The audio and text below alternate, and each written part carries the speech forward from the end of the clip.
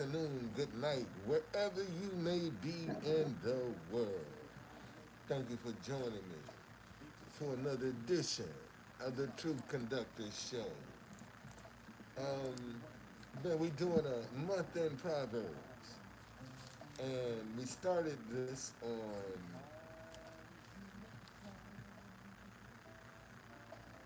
the 11th of September, and we're going until the 11th of October. Now, I finally got mine. So I figured out how to do this. Bernie, good morning, brother. How you doing? Thank you for joining me. I finally got this figured out about the rotation when you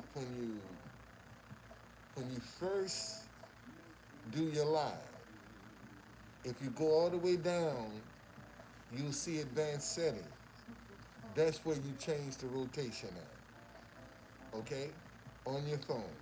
When you do your live, before you hit continue, scroll all the way down and you'll see advanced settings. And if you touch on that, it'll tell you what position is recommended. And and it says, now I don't know how this happened, but the vertical is recommended, and I changed it to horizontal. That's how I got my screen back. Okay? So if you're looking for advanced settings in YouTube, when you get ready to go live, just go down to the bottom of that page and you'll find, because I was looking everywhere, man, trying to find advanced settings. Now, listen, this is one of them days. Remember, I told you that Proverbs is a book in about, hold on a second, y'all.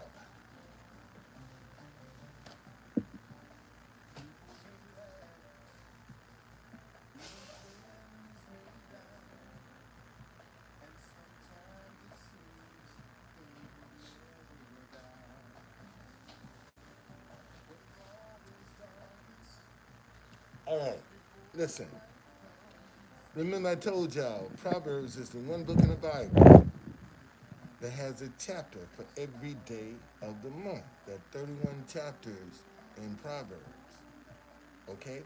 Now, this month only happens to have 30 days. So, when you, in cases like this, what you do is you go through the 30th and the 31st chapter, and then tomorrow you'll pick up on the first. Tomorrow will be October 1st. So you're caught up. All right? So that's what we're going to do today. We're going to go through the 30th and the 31st chapter of Proverbs. All right? So tomorrow, October the 1st, we'll be caught up. Okay?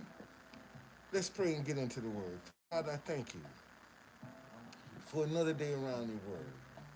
Father, I ask you to speak through my mind, speak through my heart, and speak through my lips, Lord, that I can precisely articulate wisdom and understanding so that it'll be able to pierce the hearing of your children so that we can live the righteous lifestyle that you have ordained us to live.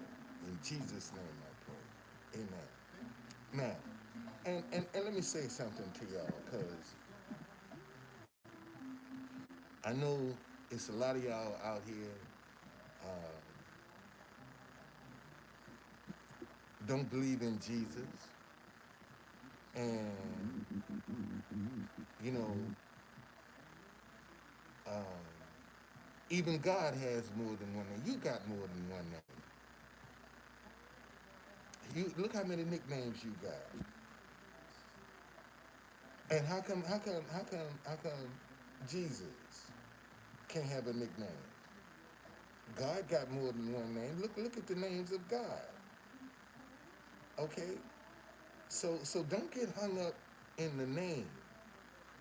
Get hung up in the lifestyle. See, you got more people out here dealing with Jesus as a person and not the lifestyle. Because Jesus lived a certain lifestyle that a lot of Christians don't try to emulate, but they follow him. And I'll leave that right there. Chapter 30, verse 1. The words of Agar, the son of Jacob, his utterance, this man declared to Ethiol and Ukal. Verse 2. Surely I am more stupid than any man, and do not have the understanding of a man. Verse 3. I neither learn wisdom nor have knowledge of the Holy One. Verse 4. Who has ascended into heaven or descended? Who has gathered the wind in his fist? Who has bound the waters in a garment? Who has established all the ends of the earth? What is his name? What is his son's name? If you know. Verse 5. Every word of God is pure. He is a shield to those who put their trust in him. Man, let me read that again. Verse 5. Every word of God is pure. He's a shield to those who put their trust in him. Verse 6. Do not add to his words, lest he rebuke you, and you be found a liar. Verse 7. Two things I request of you. Deprive me not before I die. Verse 8.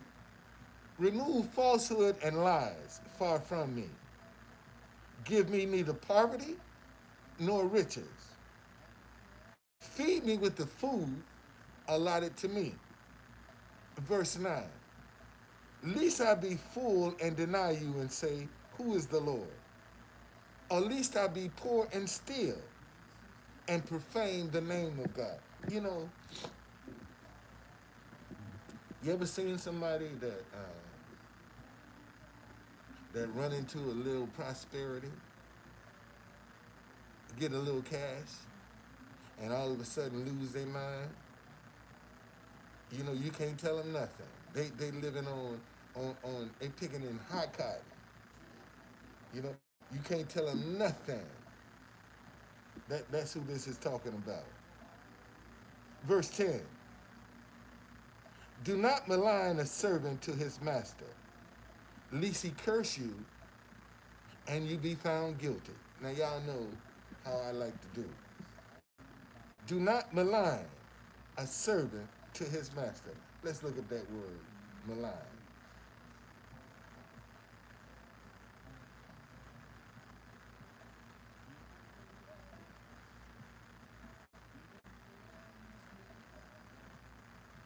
Malign.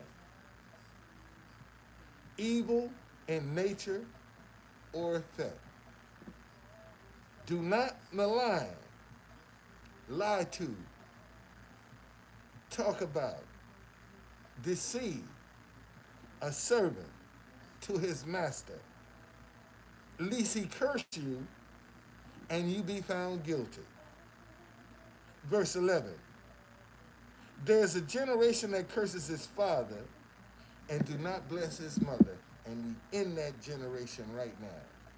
These are the offsprings of baby kids. Listen, there's a generation that curses his father and does not bless his mother. You can find that right now, especially in the black community. Some of these kids, man, ain't got no respect whatsoever for their parents. Matter of fact, they telling the parents what to do. And here's a good example. Look at that boy down in Memphis, John Morant. Parents can't tell him nothing. He making all that money, he telling his parents what to do. Verse 12. There's a generation that's pure in its own eyes, yet is not washed from its filthiness. Verse 13. There's a generation, oh how lofty, of their eyes. Let's look up that word lofty.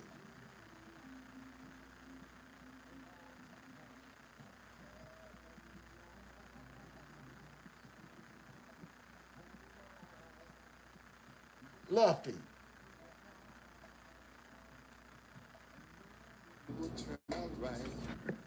Of imposing heights means you're thinking more of yourself than you should. You give yourself more credit than you should. Okay? Listen, there's a generation, oh, how lofty are their eyes, and their eyelids are lifted up. Verse 14, there's a generation whose teeth are like swords, and whose fangs are like knives, to devour the poor from off the earth, and the needy from among men. Verse 15,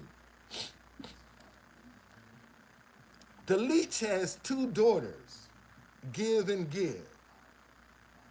Listen to this. The leech has two daughters, give and give. Let's look up that word, leech.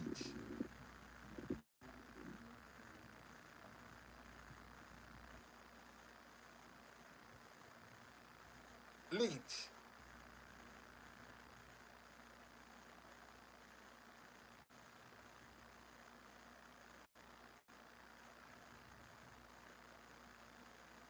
It's a leech is an aquatic worm with suckers at both ends. The leech has two daughters, give and give. There are three things that are never satisfied. Four things, four never say enough. Verse 16, the grave, the barren womb, the earth that is not satisfied with water, and the fire never says enough. I think that's one thing people don't really understand about fire. Fire never gets enough. Fire, as long as fire got something to burn, it's gonna burn. It's never enough for fire. Fire will burn everything in its path, and it's still not enough. Verse 17, the eye that mocks his father and scorns obedience to his mother, the raven of the valley will pick it out, and the young eagles will eat it. Verse 18, there are three things which are too wonderful for me. Yes, four which I do not understand. Verse 19, the way of an eagle in the air, the way of a serpent on a rock. Hey, Tanya, happy Sabbath to you. The way of a ship in the midst of the sea, and the way of a man with a virgin. Listen, there are three things, verse 18, there are three things which are too wonderful for me. Yes, four which I do not understand. Verse 19, the way of an eagle in the air, the way of a serpent on a rock, the way of a ship in the midst of the sea, and the way of a man with a virgin. You'll never understand those. You'll never understand how those things are functioning. Never.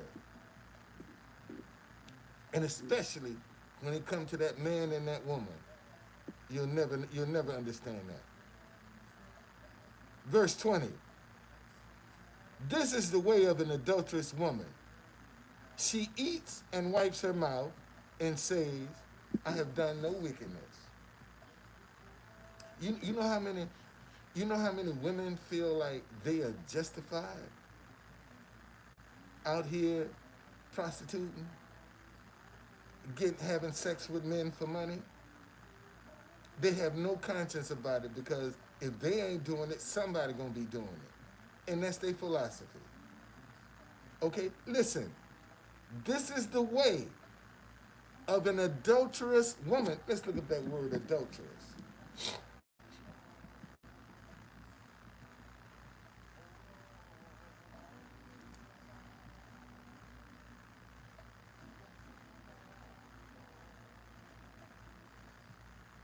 Adulterous.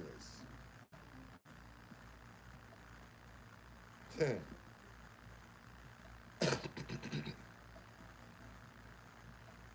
Involving sex between a married man or a woman who is not his wife. That's adultery.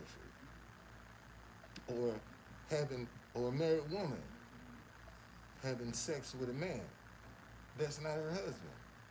That's adultery. All right? This is the way of an adulterous woman. She eats and wipes her mouth and says, I've done no wickedness. Okay? Verse 21. For three things the earth is perturbed. Yes, for four it cannot bear. Verse 22. For a servant when he reigns, a fool when he's filled with food. Verse 23. A hateful woman when she is married, and a maidservant who succeeds her mistress. Verse 24. There are four things which are little on the earth, but they are exceedingly wise. Verse 25. The ants are people not strong, yet they prepare their food in the summer. Verse 26. The rock badgers are feeble folk, yet they make their homes in the crags. Let's look at that word crags. And that's in the side of a that's in the side of a up on a hill.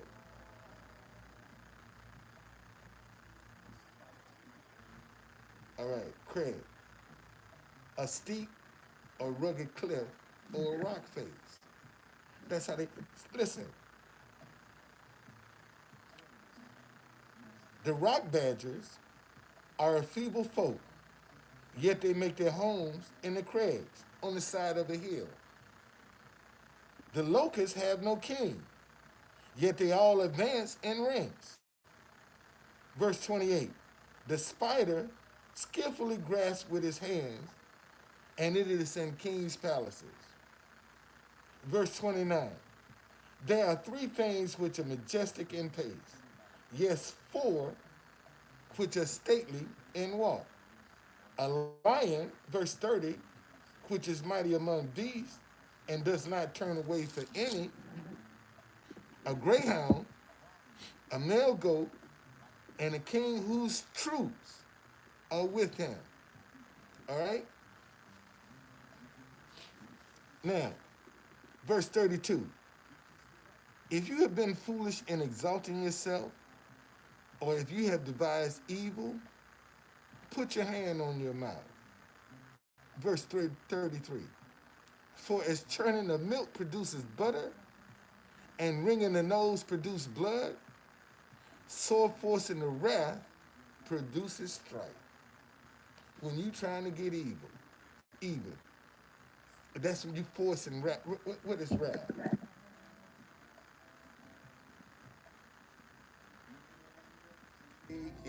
Wrath. Extreme anger. Extreme anger. Listen to this. For as churn of milk produces butter, and wringing the nose produces blood, so forcing extreme anger produces strife. And that's how you get strife. Man, see, I told y'all I'm from the country, and when you trying to get some butter from milk, man, you pour that milk into a container, and you got a thing, and you just pumping it. You're pumping it to separate the butter from the milk. This is how you churn milk. When you be pumping it, you'll separate the butter from the milk.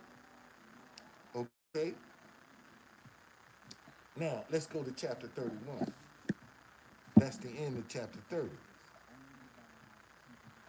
Chapter 31, verse 1. The words of King Lemuel, the utterance which his mother taught him. Verse 2, what, my son, and what, son of my womb, and what, son of my bowels? Verse 3, do not give your strength to women, nor your ways to that which destroy kings. Listen, verse 3, do not give your strength to women. Fellas, you ain't supposed to be trying to screw everything you see. That's your strength. When you give your strength to women, you're having sex with them. Okay? The Bible say, do not give your strength to women, nor your ways to that which is destroyed king. Man, look at King Solomon,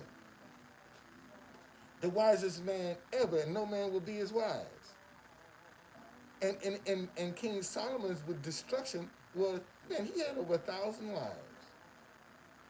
He had over one, can you imagine having over 1,000 women that you can, anytime you want, summon to you, to your needs? 1,000. And that was his destruction.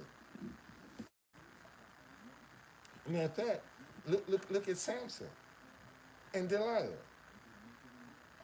His destruction was he trusted her and told her his weakness, and she cut his hair off. All right, when he told her she cut his hair off. Verse 4. It is not for kings, O Lemuel. It's not for O kings to drink wine, nor for princes intoxicating drink. And listen, and if you notice, rarely do you see people that are in true authority. Rarely do you see them out in public drunk. It's very rare for you to see that. Verse 5. Lest they drink and forget the law and pervert the justice of all of the afflicted. Verse 6. Give strong drink to him who is perishing, and wine to those who are bitter of heart. Listen to this, y'all. Give strong drink to him who is perishing. Let's look up that word perishing.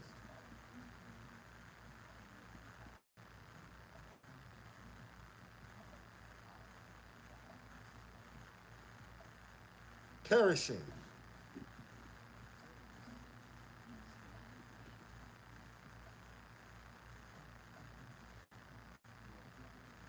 Sudden death in a violent, untimely way. Sudden death in a violent, untimely way. Verse 6. Give strong drink to him who is perishing, and wine to those who are of a bitter heart. Okay? Give them something to drink. Because you know why? You want to give them something to drink? Because they'll forget. What's going on, Devin? They'll forget their anger. Because you're pacifying the mood that they're in. Let him drink and forget his poverty. Verse 7. And remember listen, verse 7. Let him drink and forget his poverty and remember his misery no more. I can't think of what chapter it is right now, but we'll find. We've gone through it where this person drunk said, I was drunk, they beat me, I didn't feel it. They did everything, I didn't feel it. And when I wake up, man, I'm going back and do it again. Because I didn't feel what they was doing. It was so enjoyable, I didn't even feel it. Verse 8,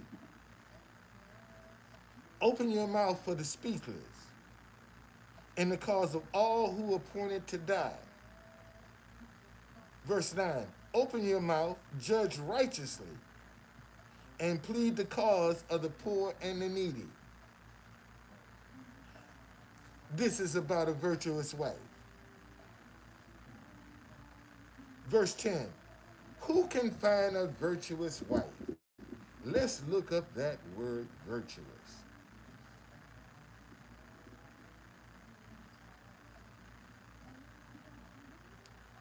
Virtuous, having or showing high moral standards. Who can find a virtuous wife? For her worth is far above rubies. And I'm gonna tell you something. And I can honestly say, man, I have found me a virtuous woman. The heart of her husband safely trusts her, so he will have no lack of gain. Verse 12, she does him good and not evil all the days of her life. This virtuous woman having a showing high moral standards. Okay? Verse 13, she seeks wool and flax and willingly works with her hands. Okay? Verse 14, she's like the merchant ship. She brings her food from afar. Verse 15, she also rises while it's yet night and provides food for her household and a portion for her maidservant. Verse 16, she considers a field and buys it. From her profits, she plants a vineyard. Man, that's one thing I can say about my grandmama. My grandmama was like 4'9", didn't even have a high school education, and had a punch like a mule. But boy, that woman was savvy when it came down. My grandmama, she believed in she had houses and land. Matter of fact, my aunts talked my grandmama out of buying some land that was later developed into a subdivision. And if she had owned that land, man, we all would have been rich. And they talked her out of it, told her she didn't need it. All right? Verse 17, she girds herself with strength and strengthens her arms. Verse 18, she perceives that her merchandise is good, and her lamp does not go out by night. Verse 19, she stretches out her hand to the distant, and her hands hold the spindle. Let's look up that word distant.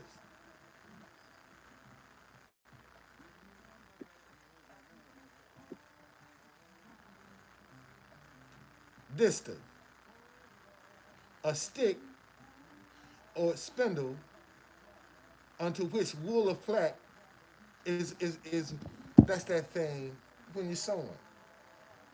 Listen, she stretches her hand out to the distance, and her hands hold the spindle. Verse 20, she extends her hand to the poor.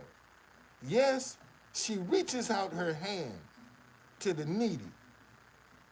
Verse 21, she is not afraid of snow for her household, for all her household is clothed with scarlet. Verse 22, she makes tapestry for herself. Her clothing is fine linen. Verse 23. Her husband is known in the gates when he sits among the elders of the land. Verse 24. She makes linen garments and sells them, and supplies sashes for the merchants. Verse 25. Strength and honor are her clothing. She shall rejoice in time to come. Verse 26. She opens her mouth with wisdom, and her tongue is a law of kindness. Verse 27. She watches over the days of her household. She watches over the ways of her household, and does not eat the bread of idleness. Let's see here. We can fix that real quick. There you go. Your ears ain't got to burn now. Get up out of here. Almost made me cuss. Reading the Bible. Get out of here. Verse 28. Her children rise up and call her blessed. Her husband also, and he praises her. Verse 29. Many daughters have done well, but you excel them all. Verse 30. Charm is deceitful, and beauty is passing. But a woman who fears the Lord, she shall be praised. Verse 31. Give her the fruit of her hands, and let her own works praise her in the gates. And that's the end of Proverbs. Okay? But listen, let me go back to verse 30. Charm is deceitful, and beauty is passing, but a woman who fears the Lord, she shall be praised. And when you fear the Lord, man, there's some things you ain't gonna do. You ain't gonna go out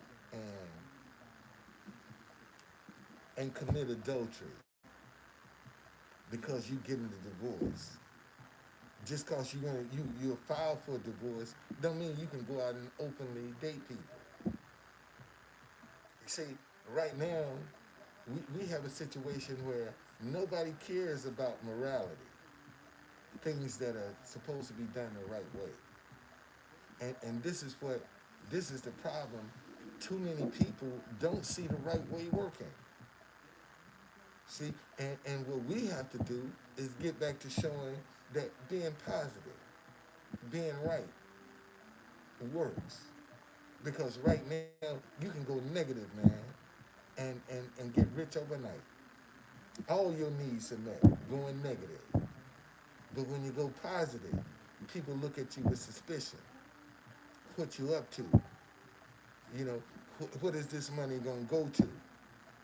When you're trying to be positive, but when you come out being negative, they don't care what the money going to, as long as you're hitting the spot of their anger and their resentment and their confusion. So as long as you feed them, people give you money hand over fist, man, for coming out here feeding their insecurities and their negativity. They'll make you rich. And I don't think people are really conscious of that fact, that how rich you can get. They're out here doing some stupid stuff. Because that's what these young kids see working. They don't see building a business work. They don't see creating their own works. They see lying, cheating, stealing. That's what they see working. They don't have the positive examples in front of them. And this is what we're going to have to change, man. If we're going to turn this around, we got to show that good works. That you can make it, man. Doing it the right way. It's just that simple. Hey, Jamie, how you doing? Okay? So that's what this is all about. All right? So today is my Sabbath, man. I got my phone on airplane mode, so I can't get no calls. I can't respond. You know, And everybody gonna be watching the game today. In another hour, the game is gonna be on. Everybody be watching. Man, I'm gonna be sitting out with my feet on it. Man, in fact, I'm gonna go take this off and put on me some clothes and go outside and sit with my feet in the grass. That's what I'm gonna do right now. All right? I'm getting ready to go and put my feet in the grass right now to try to balance my body. And that's something a lot of y'all need to stop. Man, get off that cement. Let your body connect with the earth. See, a lot of y'all don't think that's, especially this time, with all this happening up in the heavens now with these alignment with, man, you need to be trying to get grounded. Put your feet on the ground. Let that energy circulate through your body. I mean, seriously. And for some of y'all, man, you can't even think of the last time you've been walking out in grass with bare feet. For some of y'all, you can't think of the last time you've done that. And see, and these are the kind of things, man, that we gonna have to become conscious of when it comes down to our health and our lifestyle. Man, you need to start looking out for things you need to do. Okay, to try to keep your body and your mind in balance. We all got some. Ain't nobody. Everybody got some issues, some kind of way. Believe that. Trust that. Everybody. I don't care who you are. You got something going on in your life. I don't care how much money you got, how broke you are. You got something that you're dealing with in your life. You see, stop beating yourself up, man. Stop discouraging yourself. Stop second guessing yourself. Stop doubting yourself. You got so many people right now. This is one of the reasons I like this song. One of the reasons I like this song. Um, I got this. This is Ron Yarbrough. This song is over 30 years old. And when I first realized that my kid's mom didn't want to have anything to do with our children, because birthday went by, Christmas went by, all of the holidays, nothing. And so finally, I just came to the acceptance that, man, I got to raise these kids by myself. And I went home to my mama and my stepfather. I took them home to my mom and my stepfather. Cause I was a street vendor. And I needed somebody watching my kids, man, while I was out hustling, trying to make some money. You see? And a lot of people, and you'd be surprised, man, how many people put me down. Because I went back home to live with my mama so that my children would have a solid foundation that they could stand on. Okay? And I was put down for that, man. Look at him. He's still with his mama. Yeah, I'm with my mama because I need help with my children. So they ain't out here with some stranger. And I got to be worried about what's going on with them and still work too. So now this take worry off my plate. So now I can focus on getting out here trying to build something. Because I ain't got to worry about their security. Because I know they with my mama and my stepfather. I know where they are. So I ain't got to worry about that. Okay? I mean, for a long time, man, my mother had to make me go to court to file for paternity of my children. Man, these are my kids. I don't need to go into no court. They my children. And she said, no, go to court, man. And file for paternity of your children.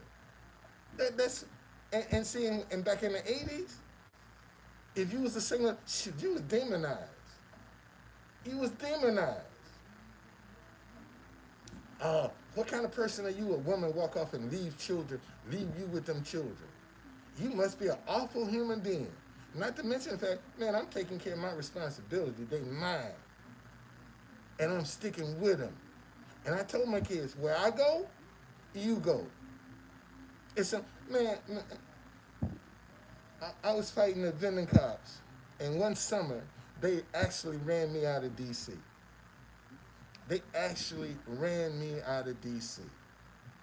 I had to go home to my grandmama, and I had this big old yellow Chrysler, boy. I mean, I had this joint, and man, I got to tell you, to this day, that's been probably about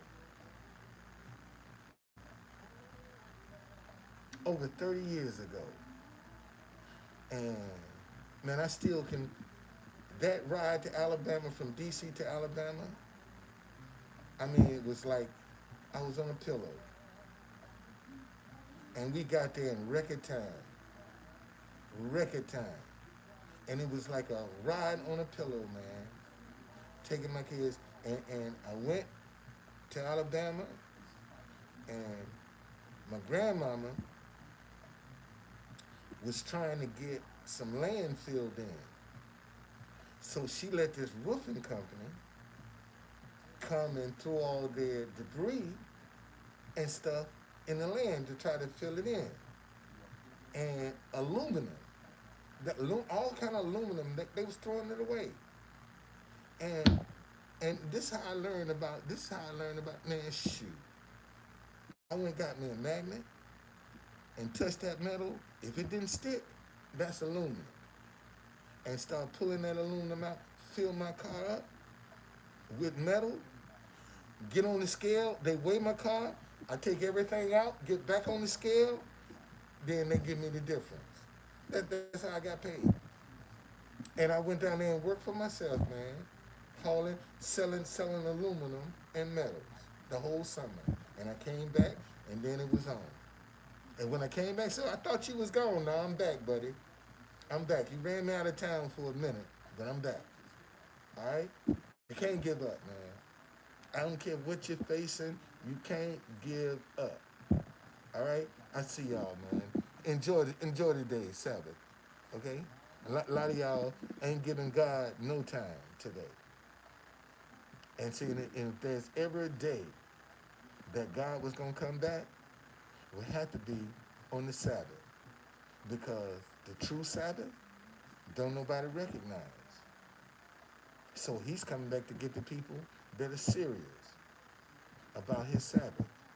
Why should He come back any other day other than the day He is ordained? Think about that for a minute. If Jesus coming back, why would He come back on a Sunday, and that's the first day of the week, or Monday, or Tuesday? Why He ain't coming back on the Sabbath, the day that's designed to honor Him? That's the day He gonna come back, the day designed to honor Him. Okay, and a lot of people, yeah, well, the Bible say, man don't know the day. Yeah, that's what the Bible say. But if you got some wisdom and understanding, you gonna, why would God come on any other day other than the day He is ordained as holy? Think about that. Think about that for a minute. The Sabbath day, there's a blessing on the Sabbath. Why would He come back any other day than what He's ordained as the Sabbath day? And look, everybody's out washing their car, doing their laundry, doing their grocery shopping, going to the games, doing everything today other than praising God, giving God some glory. Okay? I'm telling you, listen, I'm actively trying to get this stuff to work, so I can tell you, man, this is how I did it. This is how I did it. I'm working to try to get something to work. This death and life is in the power of the tongue. Man, I'm working that. I speak some stuff every day. I'm going to keep speaking it until I see it. And when I see it, I'm going to let you know how I did it. Okay? I'm going to let you know. I'll let you know how I did it. Okay? So anyway, man, but this particular song, man, there have been many nights that I've cried listening to this song because I did want to give up. I did want to quit. I did want to walk away. You know, I did.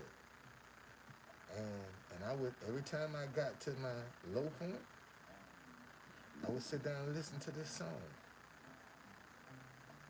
This is how I made it through, man. And I mean, and I'm telling you that those first few years, when I when I when the reality set in, that my kid's mama didn't want to have anything to do with our children. Man, that was like a tough pill to swallow. And she ain't no stranger in my house. I got the utmost respect for that girl. Why? Cause she got out, she stayed out.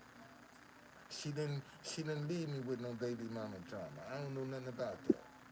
Got the utmost and if I came into some wealth and she's still alive, man, I'd hook her up. I would hook her up. I really would hook her up. You gave me 2 kids. I'd hook you up. I really would. I'd hook her up. Today, even though she walked off and left us, I still would hook her up. To say, this is what you miss. Like a lot of women that you staying with your mama? Man, I go back and hook them up. Say, see what you miss? This is what you miss because you didn't see this. And see, and there's gonna come a lot of people, man, that when your boat finally comes in, that gonna be, um, I didn't know it was gonna be like that. I didn't know you was gonna do that. And see, and this is the person that you be leery of. That one that gonna tell you, I knew you had it in you. I was watching you. I just knew you was gonna do it. That's the one you need to put some distance between. Why, true conductor? Because they was watching you when you was struggling and didn't lift one finger to give you a helping hand. And now they so proud of you. Stop getting caught up in all the compliments that people are giving you because some of that stuff is designed to make you drop your guard, to make you think they so into you, they so much respect you, and they don't. They just trying to get you to drop your guard. Beware that person that's always complimenting you. Okay, always got something good to say. That's the one setting the trap. All right.